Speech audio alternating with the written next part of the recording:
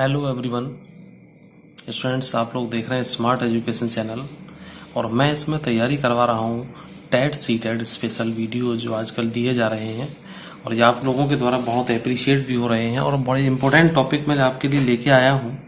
आप राजस्थान का टेट दें या हरियाणा का टेट दें या उत्तर प्रदेश का टेट दें, कहीं का भी टेट हो, एक्चुअल सिलेबस लगभग समान सा ही है। तो ये अल्बर्ट बंडूरा का मैंने आज टॉपिक लिया है। ये एक बहुत बड़े मनोवैज्ञानिक रहे हैं जिन्होंने व्यवहारवाद की थ्योरी पर बहुत सारा अध्ययन किया है और उसके बाद इन्होंने अपनी थ्योरी दी है। तो आज इनकी थ्योरी के लिए चलते हैं। इनके एक दो प्रश्न हर टेट में और सुपर टेट में जरूर आ जाते हैं। तो चलिए आज देखते हैं कि क्या क्या है इनकी थ्योरी और क्या क्या है इनका विशेषताएं। दूसरी चीज, जो लोग मेरे चैनल पर नए हैं वो सब्सक्राइब करें, वीडियो को लास्ट तक देखें और अपने फ्रेंड्स को शेयर जरूर करें। इतना काम आपको करना है, बाद बाकी चलते हैं फिर अभी। तो इनका जो सिद्धांत है, सिद्धांत का नाम है सामाजिक अधिगम का सिद्धांत। सामाजिक अधिगम और सिद्धांत, तीनों चीजों में ये क्लियर हो जाता है कि जो सिद्धांत है वो समाज के द्वारा अधिगम से है कि बालक ने कहां से सीखा, कि उसने सोशल लर्निंग की, किसी ने उसको सिखाया नहीं। हालांकि जो विवेकानंद हैं और कई सारे विद्वान हैं उनके अनुसार हमारी जारी जन्मजात शक्तियां हमारे माइंड में मौजूद होती हैं, बस कोई उनको जगाने वाला होना चाहिए। तो गांधी जी ने भी कहा है कि सारी अंतर्निहित शक्तियों का विकास करना ही शिक्षा है। जो लोग बीटीसी, डीएलएड, बीएड, एमएड जो भी कर रहे हैं, टेट सीटेट जहां भी आप लोग तैयारी कर रहे हैं, उन्होंने सबने लगभग इस चीज को पढ़ा होगा। लेकिन कई सिलेबस में ये बिल्कुल भी नहीं है, बीएड के सिलेबस में। लेकिन टेट में आपको एग्जाम में जरूर आना है और आपको इसको पढ़ना है। मैंने इसीलिए इसको तैयार किया है। बहुत सारी किताबों में बहुत सारे प्रकार से इसकी थ्योरी दी गई है, खूब लंबी चौड़ी थ्योरी दी गई है, लेकिन मैंने सिर्फ आपके लिए उतना ही निकाला है जितना आपको एग्जाम के लिए आवश्यकता है। तो देखिए, ये निवासी कनाडा के थे। जन्म का वर्ष इनका 1925 का था और थ्योरी दी है उन्होंने 1977 में। ठीक, सिद्धांत का नाम मैंने आपको बताया कि सामाजिक अधिगम का सिद्धांत है। ठीक, लेकिन सिद्धांत के कुछ अन्य नाम भी हैं। ये मैंने अधिगम को मैंने दोबारा इसलिए लिख दिया कि सारे नाम एक ही जगह हो जाएंगे, इसलिए।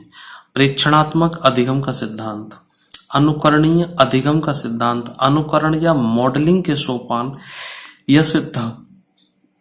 तो इस तरह से ये चार नाम हैं, कंफ्यूज नहीं होना है इन चारों नामों के लिए।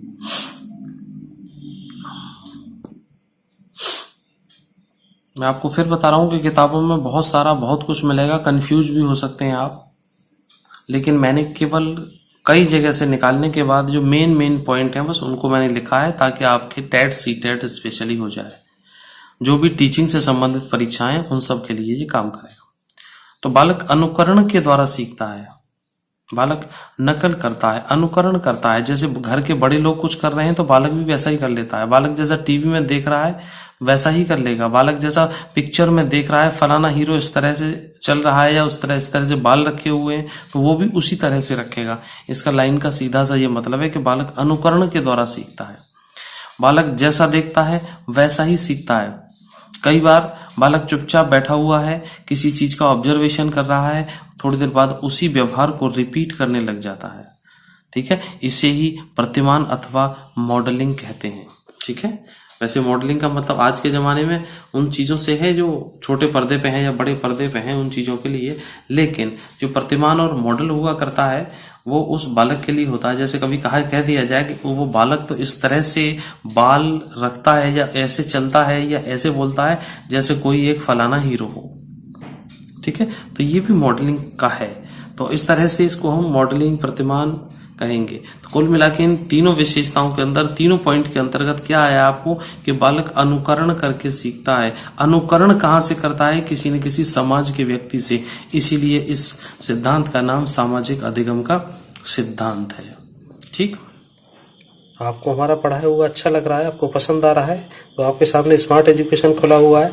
ये रेड सब्सक्राइब लिखा हुआ है, इस पे एक बार आप टच करेंगे और ये सब्सक्राइब हो जाता है। ये बिल्कुल फ्री होता है, ये आप सब्सक्राइब कर सकते हैं। बेल आइकन अगर आप चाहते हैं नोटिफिकेशन मिले तो आप इसको कर सकते हैं।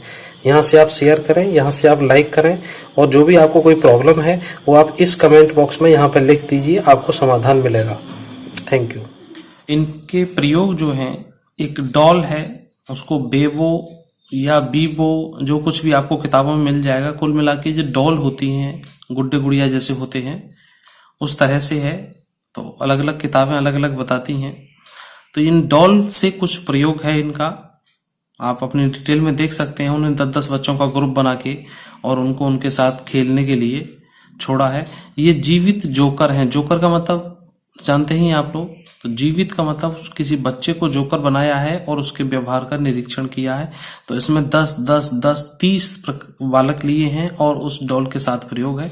इस प्रयोग में ज्यादा नहीं आता है, बस ज्यादा इतना पूछ लेते हैं कि प्रयोग किसके साथ हुआ है, तो डॉल के साथ है और जीवित जोकर के साथ है। इसलिए मैंने इनको ज्यादा डिटेल में आपको नहीं दिया, खामाखाम वीडियो लंबा हो जाता है। ठीक, इसके बाद चलते हैं जो इसकी सीखने की प्रक्रिया है। इनके अनुसार, वंडूरा के अनुसार, देखो जब भी आप कभी कोई एग्जाम दें, ये देखिएगा वंडूरा क्या चाहता है, बस इतना करना है आपको। तो ये अवधान की ध्यान देना, ग्रहण करना, धारण करना, अवधारणा, पुनः उत्पादन, स्वयं करके देखना, पुनर्वर्णन और अभिप्रेरणा, इन चीजों को थोड़ा सा समझ लीजिए। अवधान का मतलब होता है ध्यान करना, दोनों की एक ही बात है, हालांकि उन्होंने अवधान करना दिया था। तो ध्यान देना, जब बालक किसी व्यवहार को देखता है, उस पर पूरी तरह से ध्यान देकर उसको ग्रहण करता है, उसको समझता है, उसका अवलोकन करता है और उसे अपने माइंड में सेट करता है कि ये काम उसको कैसा लग रहा है। लेकिन जब ध्यान देता है तो पूरा मन भी उसका उसके साथ होता है। जब पूरे मन के साथ किसी चीज पर ध्यान दिया जाएगा तो ये क्लियर है कि उस चीज को ग्रहण भी किया जाएगा और उसको धारण भी किया जाएगा। ठीक है, और वही उसकी अवधारणा बन जाती है। अवधारण का मतलब वही धारण करने से ही है। तो ये चीज आपको क्लियर हो गई होगी कि जब हम किसी चीज पर ध्यान देते हैं और ध्यान देते हुए उसके ऊपर फोकस करते हैं, तो वो हमारे अंतन मन में या हमारे दिमाग में ग्रहण कर ली जाती है, धारण कर ली जाती है। पुनः उत्पादन, अब जो चीज हमने यहाँ बड़े ध्यान से देखी थी, जिस चीज को हमने ग्रहण कर लिया, जिस चीज को हमने दिमाग में उसकी अवधारणा बना ली, उसी काम को हम करने की कोशिश करेंगे। पुनः उत्पादन मतलब उसी काम को दोबारा से करना। पुनः उत्पादन, वही काम को प्रोड्यूस करना, स्वयं करके देखना। ठीक है, जैसे हीरो इस तरह से बाल काट रहा है, हीरो इस तरह से चलता है, हीरो इस तरह से डायलॉग बोलता है, तो वो बालक भी उसी तरह से डायलॉग बोलने की जब कोशिश करता है तो उसी काम को स्वयं करके देखना। जैसे बच्चे कभी कभी अपने फादर को भी देख लेते हैं कि हमारे फादर बहुत अच्छे स्मार्ट हैं और ऐसे चलते हैं, ये करते हैं, तो उसी तरह से करने लग जाते हैं। और ये हालांकि ये बड़े बच्चों के लिए है, लेकिन कभी कभी आपने देखा होगा घर में 2-4 साल के जो बच्चे होते हैं वो बड़े बड़ों की नकल करना शुरू कर देते हैं। उनको अच्छा भी लगता है और घर वाले भी उनको देख के खुश होते हैं।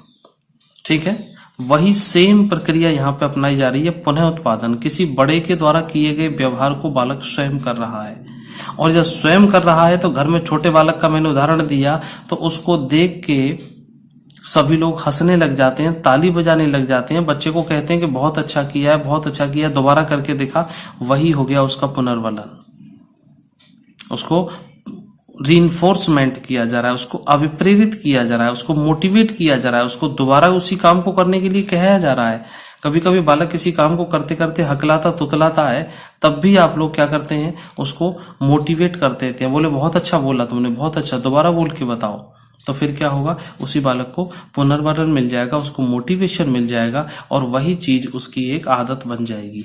तो इसीलिए उसने कहा है कि समाज के द्वारा सीखना, सामाजिक अधिगम का जो सिद्धांत है वो बंडूरा का इसीलिए है कि किसी चीज को पहले हम ध्यान देते हैं, अवधान करते हैं, उसके बाद वो दिमाग में ग्रहण कर ली जाती है। दिमाग में ग्रहण करने के बाद उस काम को स्वयं करते हैं और स्वयं करने के बाद खुद का पुनर्वलन भी मिलता है और समाज का पुनर्वलन भी मिलता है। तो इस तरह से ये पूरा सिद्धांत यहाँ पे आपके सामने क्लियर हो जाता है। इसको बहुत आराम से पूरा सा समझ लीजिए, वीडियो को 2-3 बार देख लीजिएगा। और दूसरी चीज, ये आपके एग्जाम की दृष्टि से केवल मैंने मेन पॉइंट्स लिखे हुए हैं, तो आप इनको नोटबुक बना के उसमें उतार सकते हैं। रोजाना आपको वीडियो मिलते रहेंगे, लेकिन बस एक ही चीज है मेरे साथ कि आप लोग अगर चैनल को सब्सक्राइब करेंगे, लाइक करेंगे, शेयर करेंगे, मुझे कमेंट करें और मुझे बताएंगे कि वाकई आपको समझ में आया। मतलब मुझे भी थोड़ा सा आपके माध्यम से अगर पुनर्बलन मिलेगा तो अगला वीडियो भी आपके पास तुरंत आएगा। ठीक है स्टूडेंट्स, तो आपको मिलते हैं अगले वीडियो में। तब तक के लिए अपना नोट्स बनाइएगा, तैयारी कीजिएगा। Till then take care, have a nice day, good bye.